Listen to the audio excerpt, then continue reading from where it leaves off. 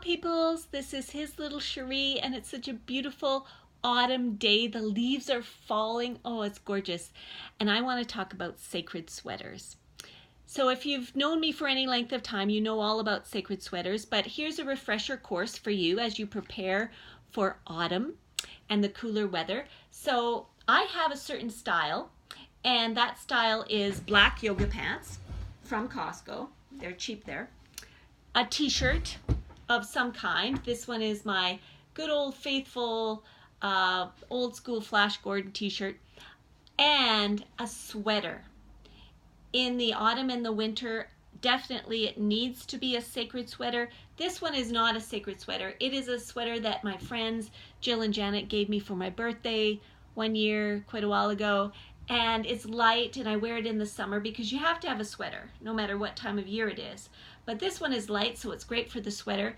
However, with the cooler weather, it's time to get out my sacred sweater. And so this is the sweater that I've been wearing for, well, I've had it a long time.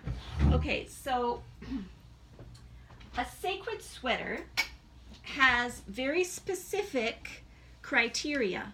So a sacred sweater must be a neutral color because, first of all, you're going to wear it every day.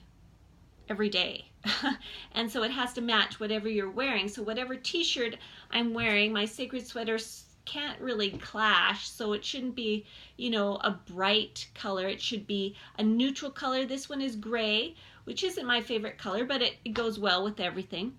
And then it also should be wool, or at least part wool, because it needs to be warm. It also needs to be loose because I don't do anything tight fitting, ever. And it needs to be long. It needs to cover my butt. There you go. And it has to do up. It has to be a cardigan. So, because you need to be able to take it off and on. That's the point of a sacred sweater, because you never know if you're going to be cold or if you're going to be hot, right? You go into some restaurants, it's freezing. You've got to have something warm. You go into some people's houses and they've got the heat cranked, and so you got to be able to take it off. So it has to zipper or at least button.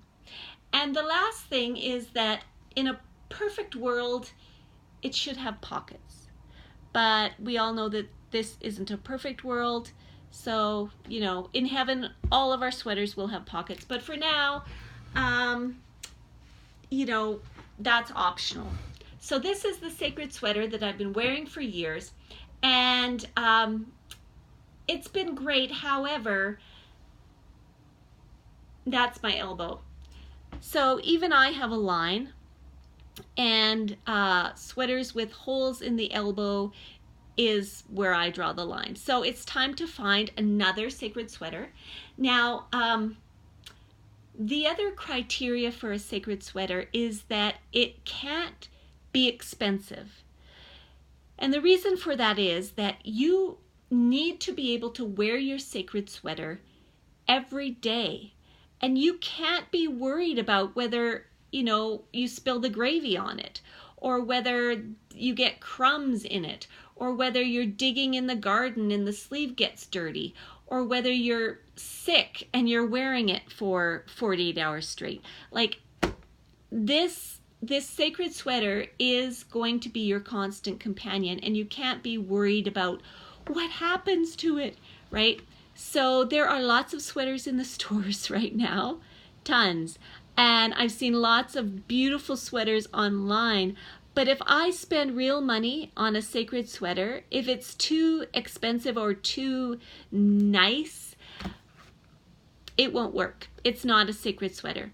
My mom recently gave me one of her sweaters that she wasn't wearing much. It's beautiful, and I plan to keep it as a Sunday sacred sweater. And I'm going to be wearing it, when I go to church and when I go out to nice places, because I don't want to wreck it. And I'll show that to you real quick. It's lovely. It's got this brown pattern on the bottom. It's black, which is perfect. And I don't know how much wool is in it. It doesn't feel heavy, but you see how nice it is. It looks really nice on me and I like it. And it'll be the perfect Sunday sacred sweater, but I couldn't wear this every day. So it's not a true sacred sweater. So my plan is that this weekend, I'm going to be in Champion with my daughter and my parents. And my parents have an anointing, a Value Village anointing. And God plants things at Value Village specifically for them. And so I'm hoping that some of their anointing will splash over onto me. And we're planning to go to Lethbridge to the Value Village. And I'm really praying that God will plant the perfect sacred sweater there for me.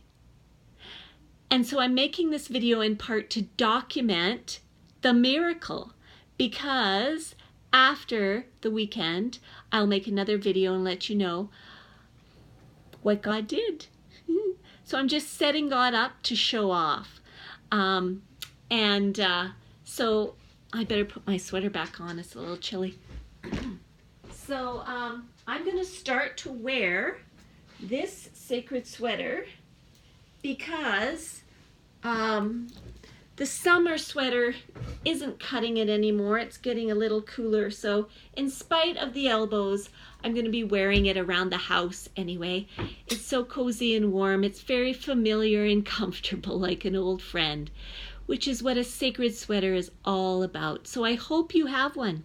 Do you have your sacred sweater? I hope so. If not, Value Village, just saying. Okay guys, that's it for now. Toodaloo. I'll be back before long to give you the update on the miracle. Bye.